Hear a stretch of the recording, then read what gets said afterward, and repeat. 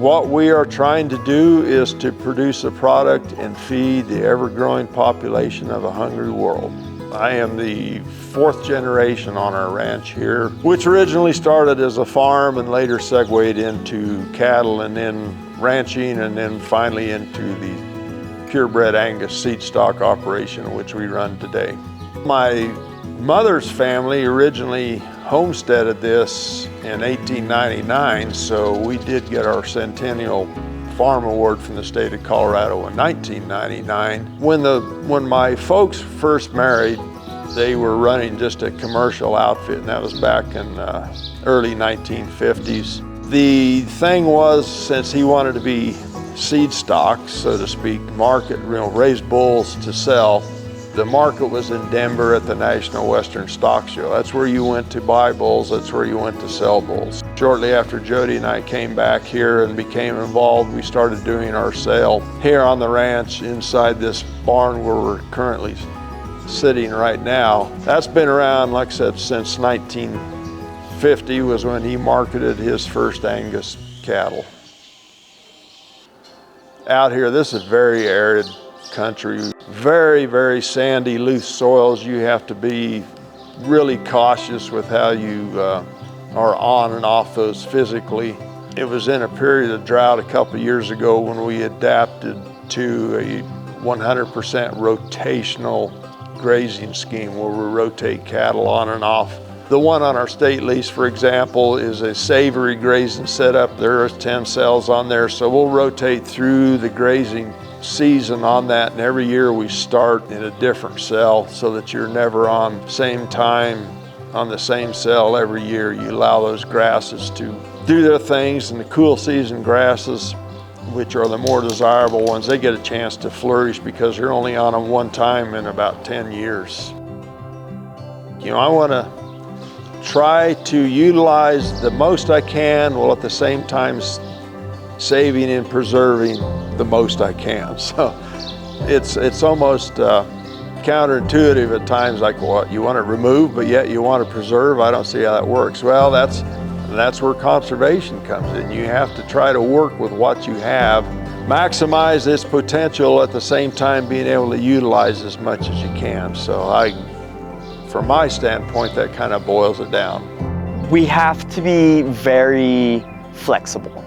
We have to be very soft. If you're adverse to changing, you're not gonna last long in this business. There are so many difficulties with owning a cattle ranch like ours. Probably the first and foremost of these difficulties I'm talking about would be lack of water supply. Recent example was we just put in over 1.2 miles of pipeline set out there, but it went from being on the far extreme eastern side of that pasture. It's now not exactly center, but much closer to the center, so that cattle are going to be more apt to spread out, disperse, and utilize more of the grasses there.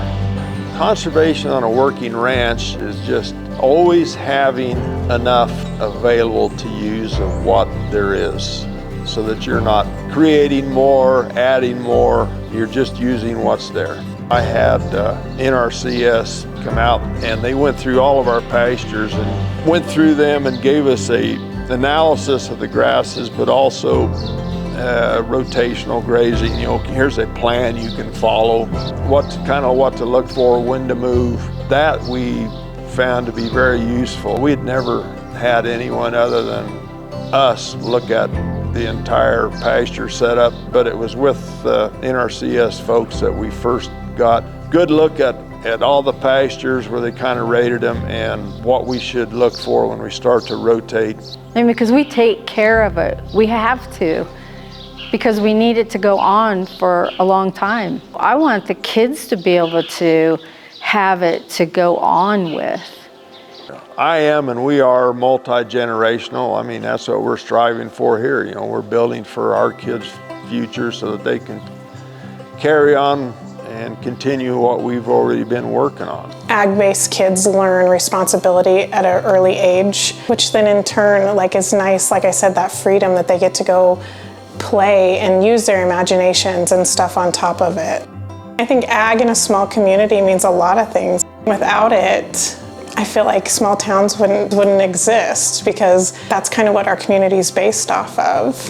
Conservation on a working ranch, always having enough available to use of what there is, so that you're not creating more, adding more, you're just using what's there.